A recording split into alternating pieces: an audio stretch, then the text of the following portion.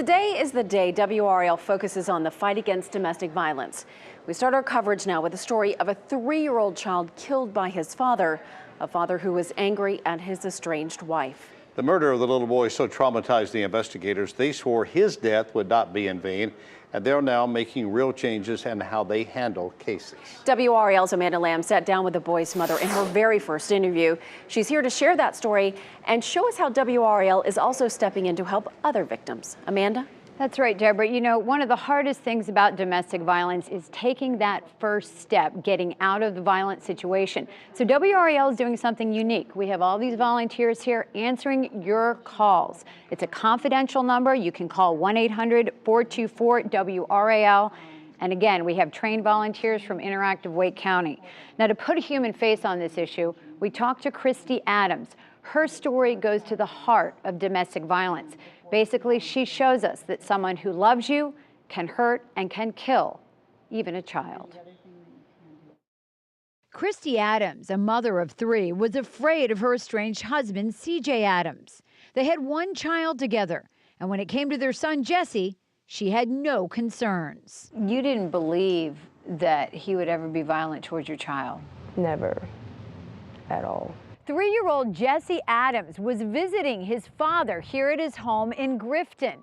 His estranged wife, Christy Adams, tells us he started calling her that night and making threats. It was July 13th, 2012. CJ Adams put Jesse on the phone with his mother. "Mama, I'm gonna die tonight." Those were his last words to me. I got lucky enough to tell him that I loved him and that it was gonna be okay. Christy Adams then heard a gunshot. She made a harrowing 911 call. How do you know he has a gun to your son's head? He just hung up and he said that my son is already dead. He was getting ready to send me a picture. He made my son tell me that he was going to die. I couldn't breathe. I was hyperventilating. My whole world ended right then. Christy Adams drove to CJ Adams' house, hoping her son might still be alive. I was sitting there hoping and praying that the deputy was going to bring my baby out to me.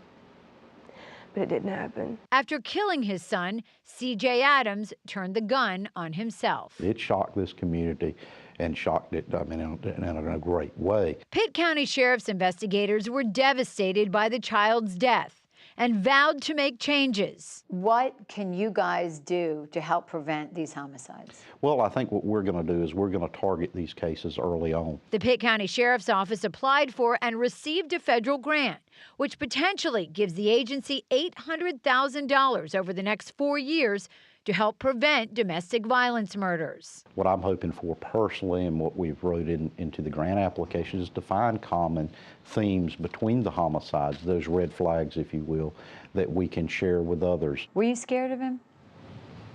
Yes, I constantly walked on eggshells. In Adams' case, there were red flags. Christy Adams had left her husband, she says, after years of emotional abuse. After one physical assault, she took out a restraining order against him. He grabbed me, choked me, and he beat my head up against a microwave and a furnace. There is always previous issues. Guard says the grant will pay for 2 investigators to work on domestic violence cases full-time. We're going to try to turn over every rock there is and have true accountability in hopes of increasing victim safety. Because there are so many women out there who are right now in my shoes, same shoes I wore a year ago, trying to get out but not knowing where to turn. Adams believes the grant is a step in the right direction. But all we can do is try. We can push to prevent it, push to let people know what the consequences are. She volunteers at the Family Violence Center in Greenville, healing herself by helping others. I've actually just started volunteering with them to help in my own way. I promised Jesse that he was not going to die in vain, and I'm not going to let that happen. Now, that grant of $800,000 a year will also pay for a family violence center advocate and also a researcher from UNC to compile data about these domestic violence murders.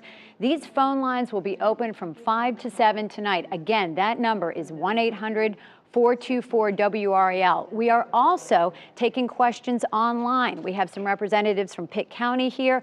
They're going to be answering your questions on WRAL.com. So again, you can call us or you can ask us questions online. And the goal here is to give people that courage to take the first step. Coming up at 5:30, we'll talk to some of these volunteers about the questions they're getting. Again, this is all confidential. Back to you.